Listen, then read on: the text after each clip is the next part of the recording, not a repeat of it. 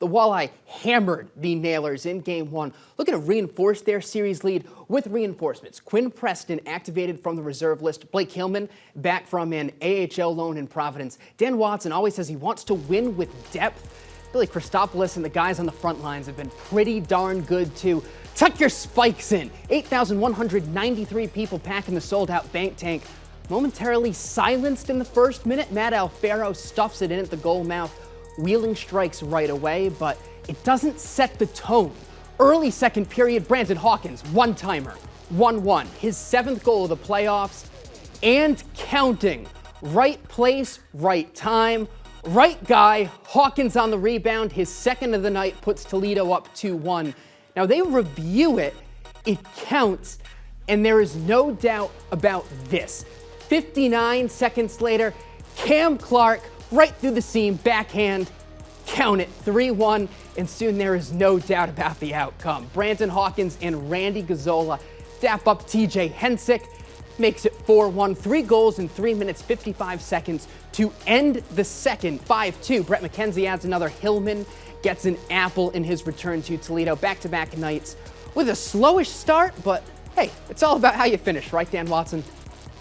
Obviously, the way last night ended, we knew that they'd come out and obviously shuffled their lineup there and made a more grittier third line and obviously started them. So we knew exactly what we were up against. And they got the first one, but again, it's sticking to the game plan no matter what happens and believing in each other and all those cliches that are being thrown around there during the playoff time. But it does matter. You know, it's the guys coming together, and they had a great second period. And it was just everything that happened between the first and second. Guys understood it was going to be harder than last night, and got the big lead heading to the third. Did that tonight.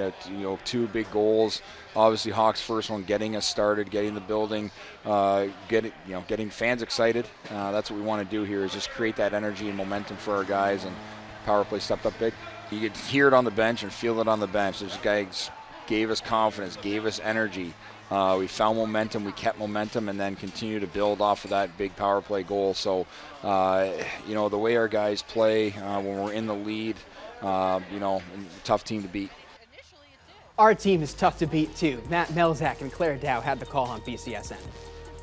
All right, thanks. Back out of here at Huntington Center. Claire, what a difference a period can make. Wheeling came out. They controlled a lot of that first period tonight. They really did. They did. They outshot Toledo and really looked like a team that wasn't going to go back to West Virginia down 2-0 in this series. But Toledo really turned it on in the second. And not to say that they aren't great in the second, but of the 3 periods, the second is typically where they don't produce as many scoring opportunities. But that was far from the case tonight. Yeah, it really was. Brandon Hawkins, he has been a catalyst for their offense all season long. He's done it again and again and again. He did it again in that second period, that blistering shot on the power play.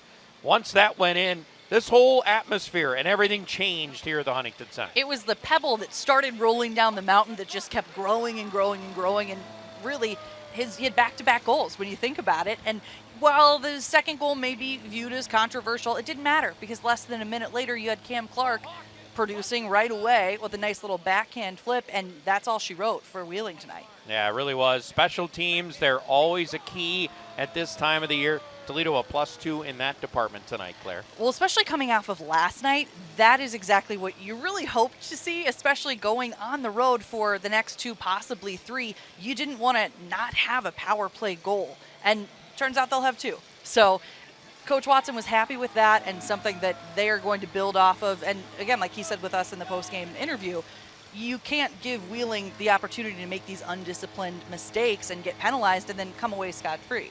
Yeah, exactly. And they did not do that. They capitalized. They come back. They win this game tonight 5-2. They've outscored Wheeling 10-3 in the 2 games so far in this series, with the scene shifting Tuesday night to West Virginia. Back to you in the studio. Thank you both. Now start times move up for the games in Wheeling. Starting with Game 3 Tuesday night, a 7:10 puck drop. Thursday is Game 4. If necessary, they will play a 5th game Saturday. You can watch all those games live right here on BCSN.